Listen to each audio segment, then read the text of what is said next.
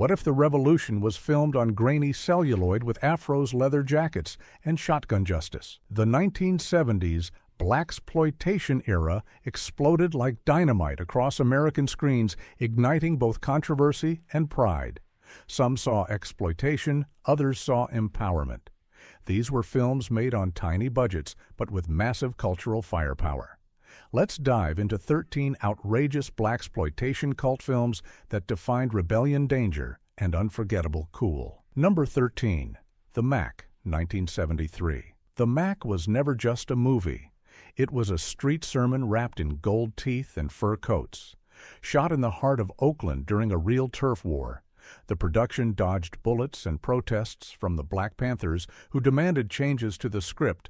Max Julien played Goldie, a hustler trying to survive and dominate a brutal world where police corruption and gang control mirrored real life. Behind the lens, director Michael Campus captured a fever dream of power and decay. The film's raw style came from chaos, real pimps, extras from the streets, and constant tension with local gangs.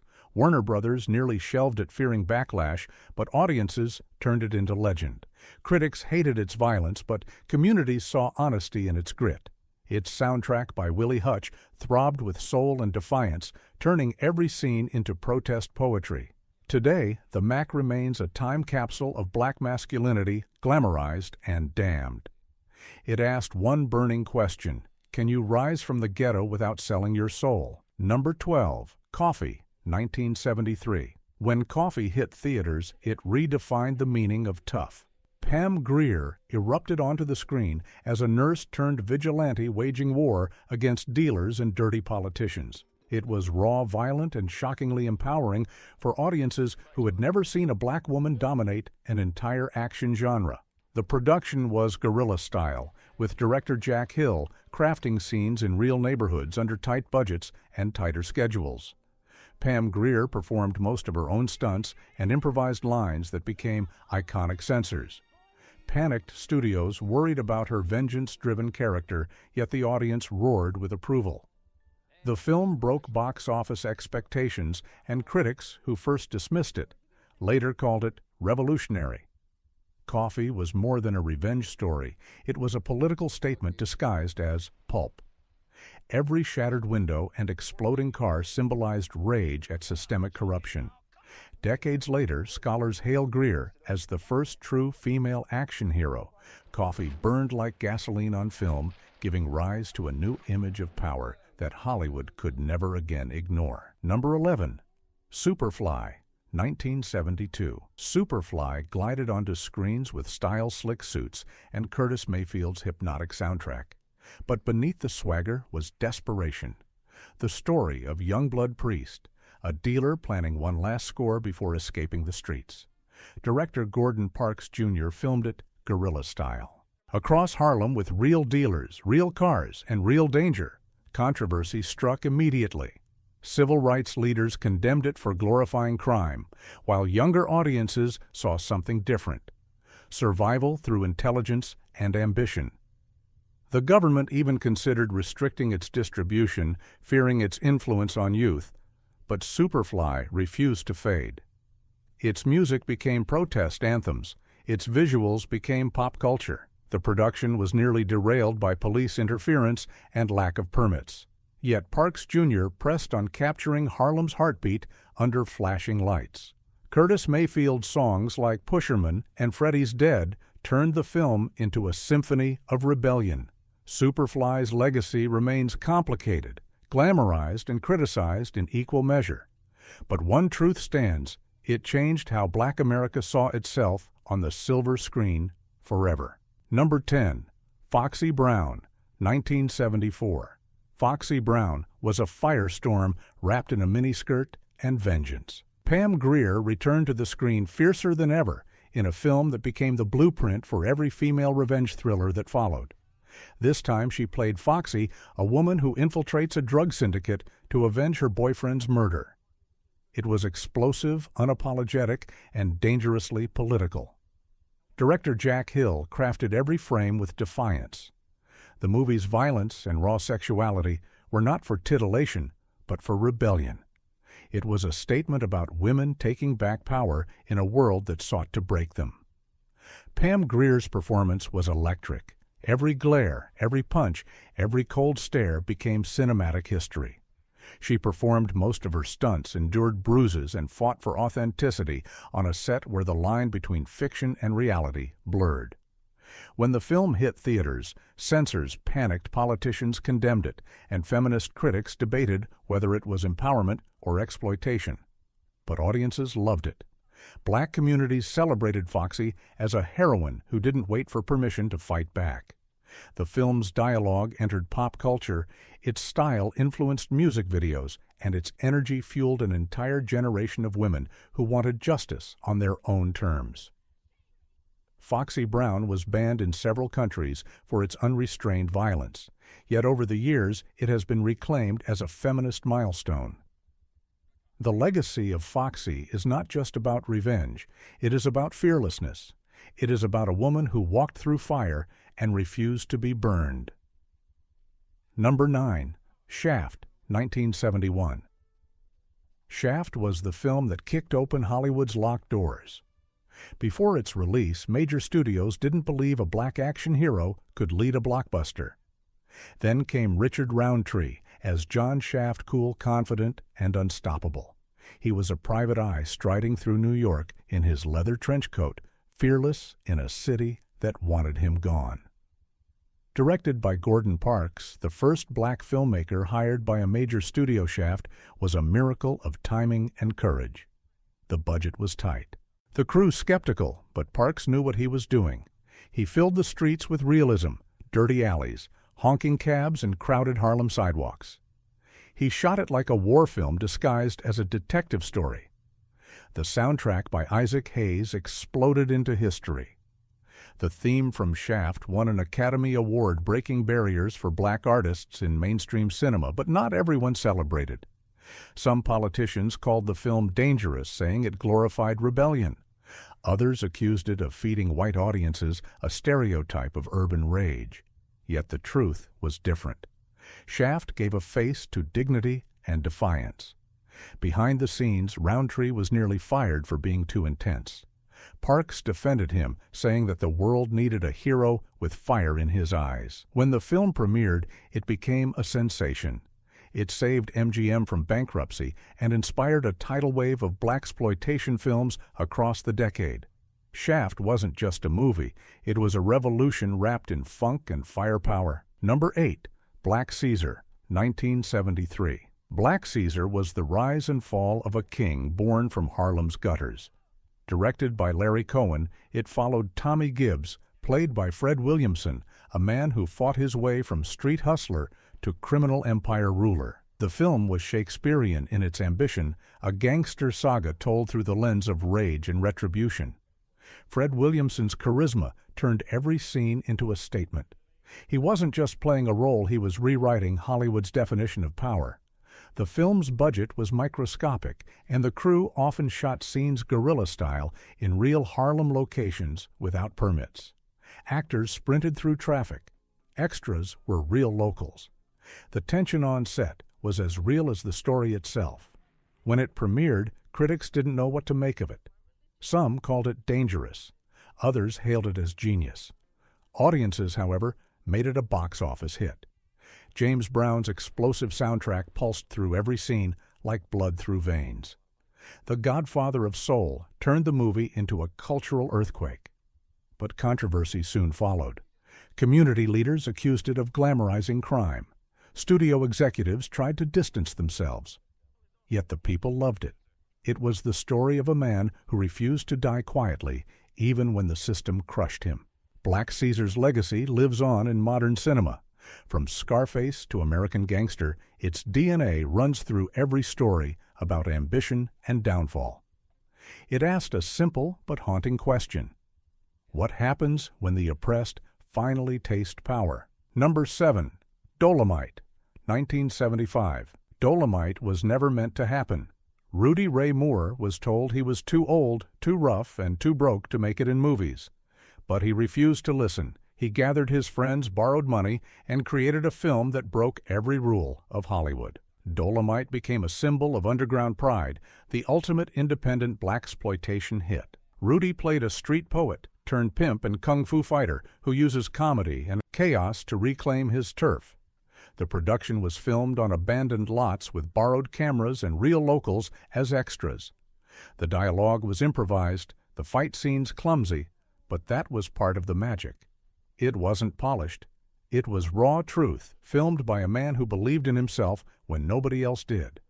Critics mocked it. Studios ignored it. But word spread fast through neighborhoods and grindhouse theaters. People saw Dolomite not as a joke, but as rebellion against a system that never gave them a voice. The audience shouted his lines back at the screen, turning showings into celebrations. Behind the scenes, Moore fought exhaustion and lack of resources. Yet every setback became fuel. He edited scenes himself, added outrageous music, and made sure his movie felt alive. Dolomite's success shocked everyone. It spawned sequels albums and decades later inspired Eddie Murphy's biopic tribute. Dolomite proved that perfection wasn't power. Authenticity was.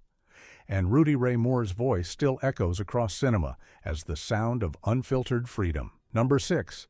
Cleopatra Jones, 1973. Cleopatra Jones was cool, stylish, and deadly.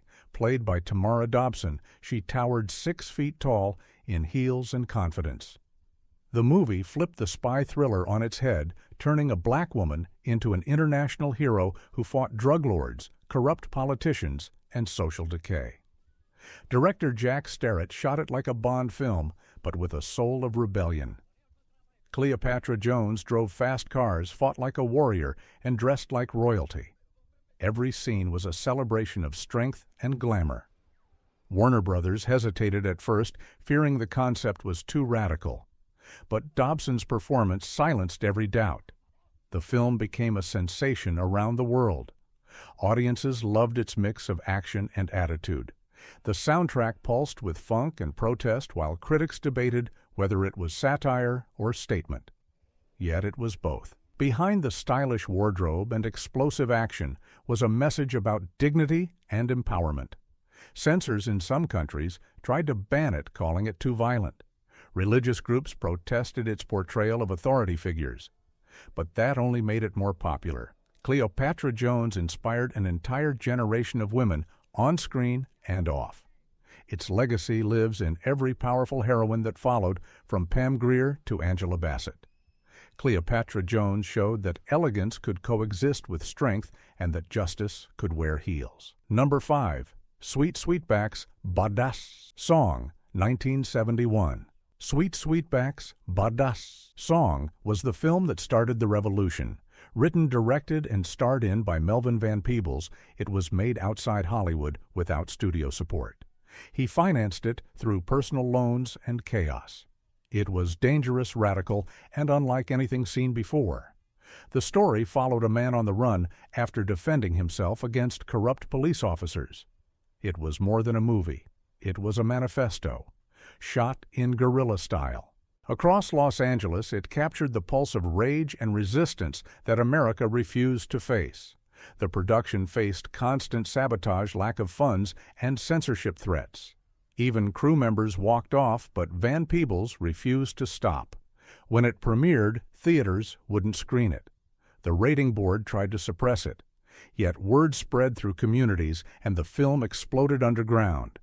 The Black Panther Party declared it required viewing. It became one of the highest-grossing independent films in history.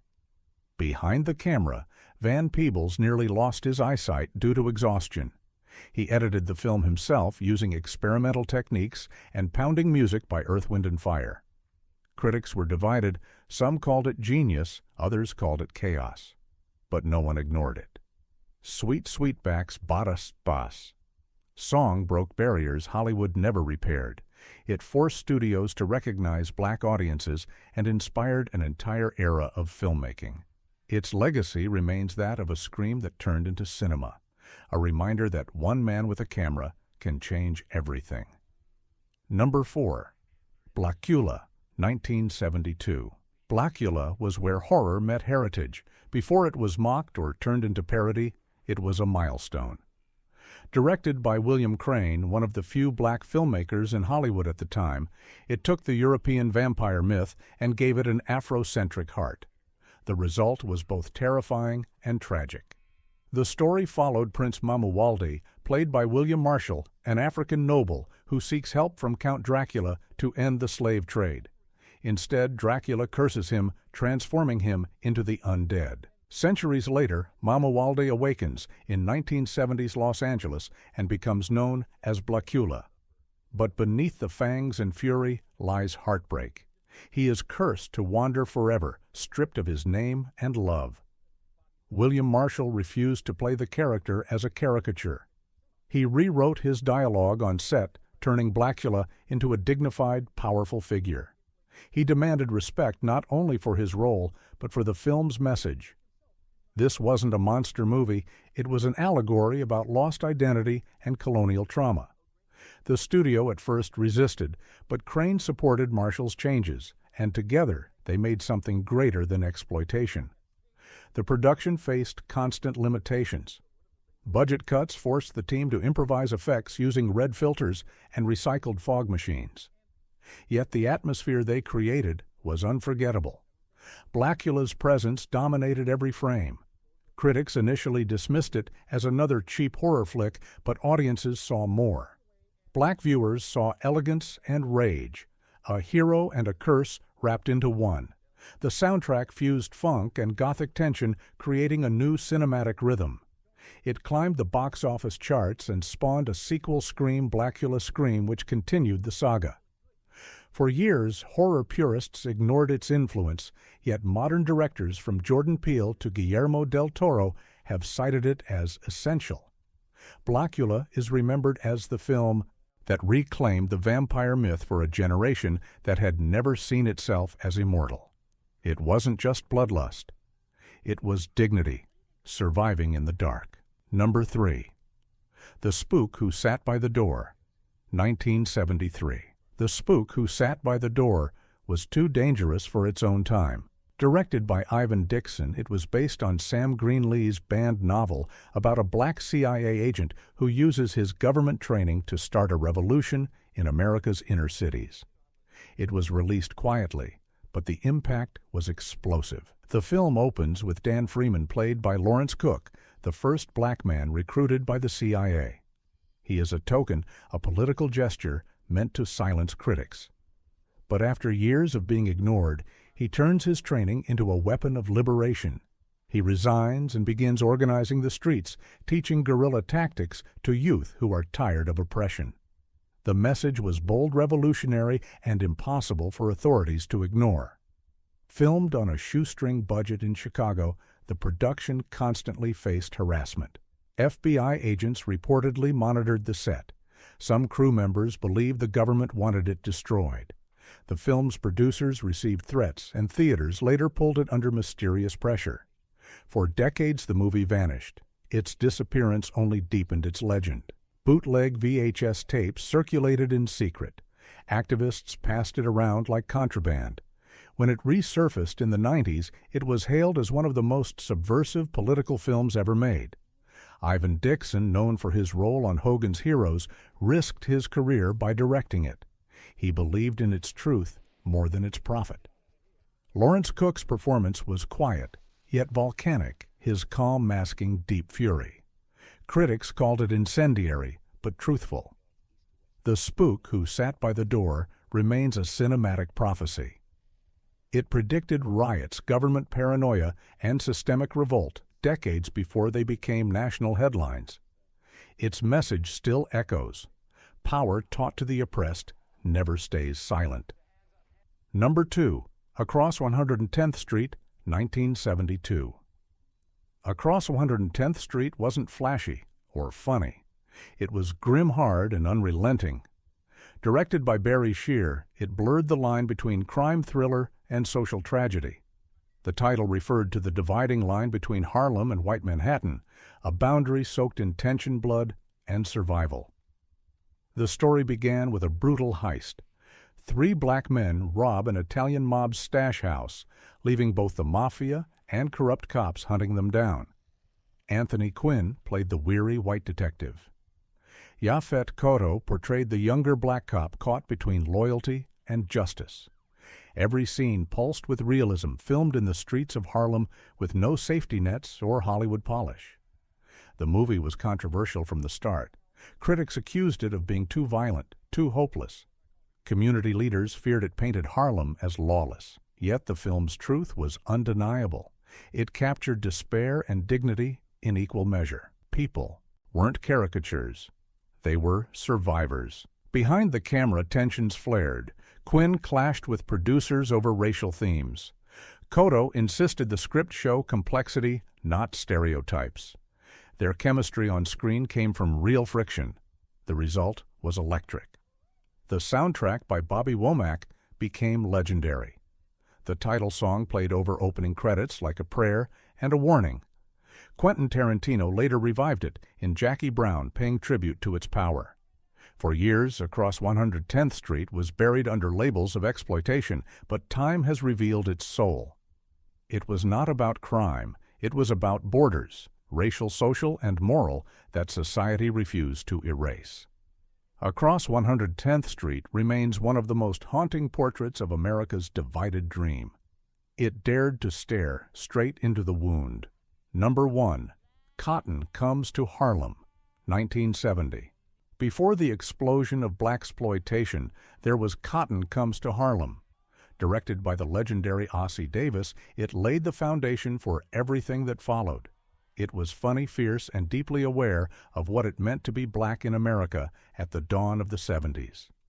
More than a crime caper, it was a mirror held up to a restless nation. The story followed two Harlem detectives, Gravedigger Jones and Coffin Ed Johnson, played by Godfrey Cambridge and Raymond St. Jacques, as they investigated a crooked preacher who promised his followers a return to Africa. When his scam money gets stolen, chaos erupts across Harlem. The film mixed humor with heartbreak and social commentary with action. It was bold enough to make audiences laugh while forcing them to confront uncomfortable truths. Ossie Davis shot it like a revolution disguised as entertainment. He used real streets, real people, and real anger. Harlem residents gathered around the set, cheering every time the cameras rolled. It was one of the first major studio productions to shoot entirely in a black neighborhood. That authenticity became its power. The production faced resistance from the studio. Executives feared it was too political, too raw, too different. But Davis refused to compromise. He rewrote scenes on the spot to make sure Harlem's voice rang true. Critics didn't know how to categorize it. Some called it comedy, some called it protest cinema. Yet audiences embraced it wholeheartedly.